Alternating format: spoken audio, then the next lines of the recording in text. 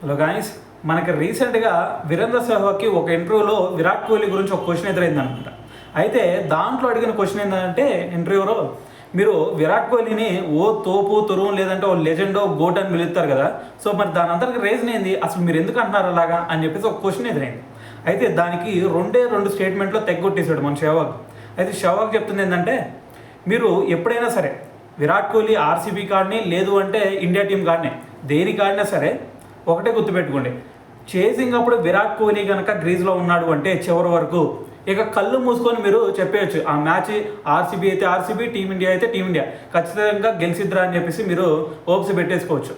So మరి దాని తర్వాత ఎట్టి పరిస్థితుల్లో అయినా సరే సిచ్యువేషన్ ఎలా ఉన్నా సరే ఇండియా టీంని కానీ ఆర్సీబీని కానీ అతను గ్రీజ్లో ఉంటే మాత్రం ఓడిపోవటం అనేది మీరు ఇప్పటి వరకు ఎప్పుడు కూడా చూసుండరు.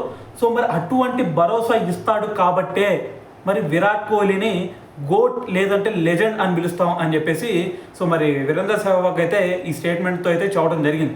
అయితే దాని తర్వాత ఇంకోటి మీకు ఇక్కడ ఒక డౌట్ రావచ్చు, ఏంది వీరేంద్ర సెహ్వాగ్కి ఇంకా హైప్ చేశాడా అని అనుకోవచ్చు. మీకు దీనికి ఎగ్జాంపుల్ కూడా చెప్తా.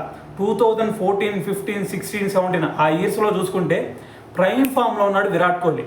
అప్పుడు మీరు ఏ మ్యాచ్ చూసినా సరే, అంటే మీకు ఒక సిరీస్లో జరిగితే ఆ సిరీస్లో ఈ మ్యాచ్ సెంచరీ కొట్టకుండా ఉంటాడా అని వెయిట్ చేసిన సినారియోస్ కూడా ఉంటాయి.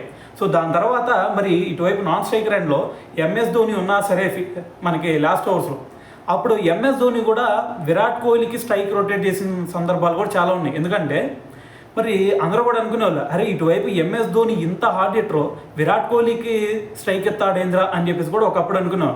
సో దానికి రీజన్ ఏంటంటే దాని తర్వాత మ్యాచ్ కంప్లీట్ అయిన తర్వాత అప్పుడు అర్థమైంది, ఓకే రీజన్ ఇదా అని చెప్పేసి. సో దీన్ని బట్టి అర్థం చేసుకోవచ్చు విరాట్ కోహ్లీ చివరి వరకు ఉంటే ఎటువంటి విధ్వంసం క్రియేట్ చేయగలుగుతాడు అనేది. సో దీన్ని బట్టి అయితే అర్థం చేసుకోవచ్చు మీరు. సో ఏదేమైనా సరే మరి సెహ్వాగ్ చేసిన ఈ కామెంట్ని బట్టి మీరేమనుకుంటున్నారు అనేది కింద కామెంట్ చేయండి.